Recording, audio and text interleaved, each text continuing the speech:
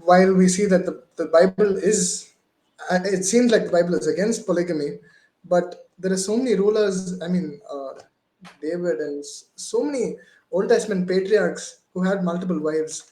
So how do we understand that in the New Testament or in the 21st century?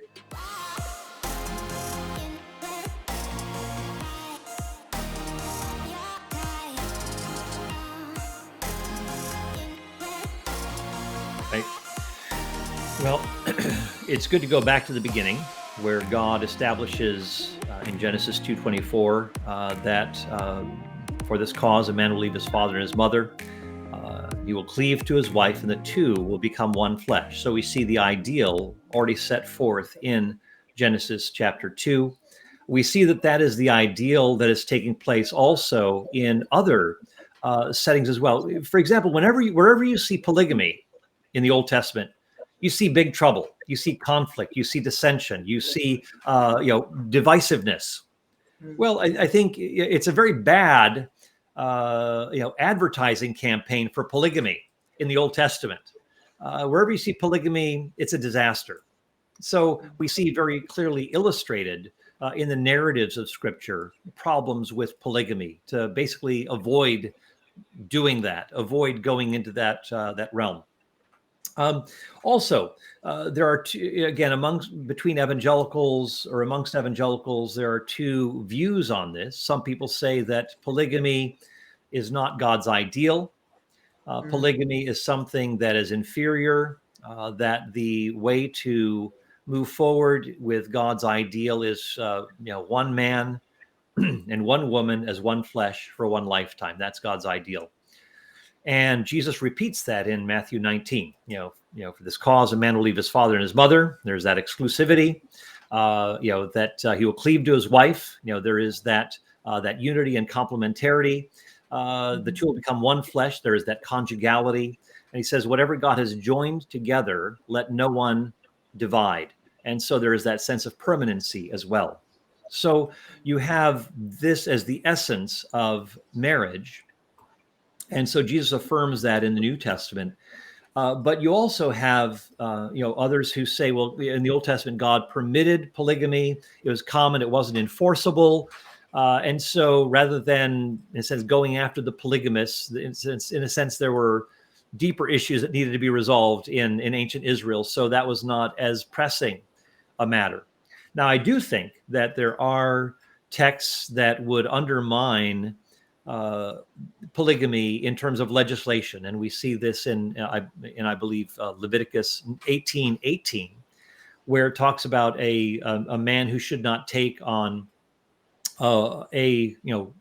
basically rival wives, and what is meant by that is not a biological sister, but actually two sisters within Israel, and I think that this is the text indicates this. The Hebrew structure seems to indicate a change at verse 18 in Leviticus. You've got incest laws that are now being developed. So, for example, Abraham, he takes on his half-sister as his wife. Well, that was later on prohibited in the law of Moses. So, like I said, God works with people where they are, but also moves them in a redemptive direction. So he has these laws that are more restricting in terms of whom one can marry. But Leviticus 18:18 is one I think that stands out as a text that prohibits polygamy, even if other people may practice it. And of course, we look at David; he took on at least 8 wives that we know of. And again, remember the king who's to be the leader and example in Israel. Deuteronomy 17 says that the king should not multiply wives. Very interesting. So but you have kings disobeying that law.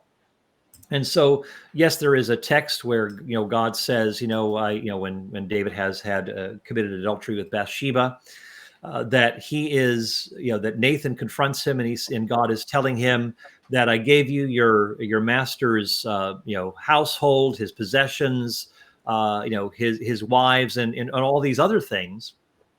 And if you had needed them, I would, if you had, asked, I would have given you even more.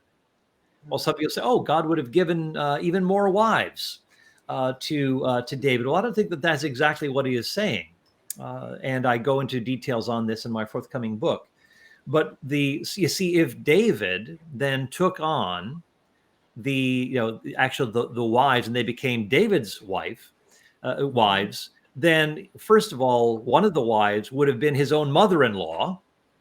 Again, that would have been Ahinoam. There's a wife that he had by the same name, Ahinoam, but then there's Saul's wife, Ahinoam, who again, that would have been incestuous for and then of course it's interesting that that term "gave" is being used. I think we had to be careful about using that term in too strict a fashion. Saul's household was given to David. That is, and it was common that whenever someone took over another's kingship, everything that was there was just absorbed into the palace that the new king was assuming.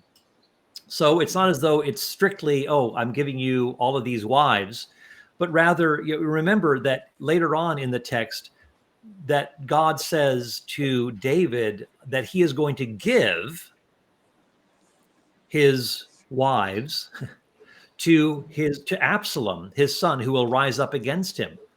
Now, if that's the case, then God is saying, basically allowing for adultery, because he wasn't married to them, but I'm giving them to. So again, it raises a number of problems. So I think that we see so people who appeal to that passage are, I think, are stretching things a bit and trying to they're reading it in a very kind of literalistic sort of way. And I think the text actually prohibits that kind of a reading. So those are a few things that I would say about polygamy. Okay. Can I also say that just because the Bible describes something, it doesn't mean that it's prescribed by God. That it doesn't mean that God approves of that. Right. Exactly. Yeah. And a lot of times in some of these passages, the Bible doesn't even need to comment because we recognize some things as just being wrong. And so you don't need the narrator to comment that, oh, and this was very bad, by the way. Do you feel unequipped to talk to your friends about Jesus? Do you want to know more about God and His Word? Are you struggling with sin?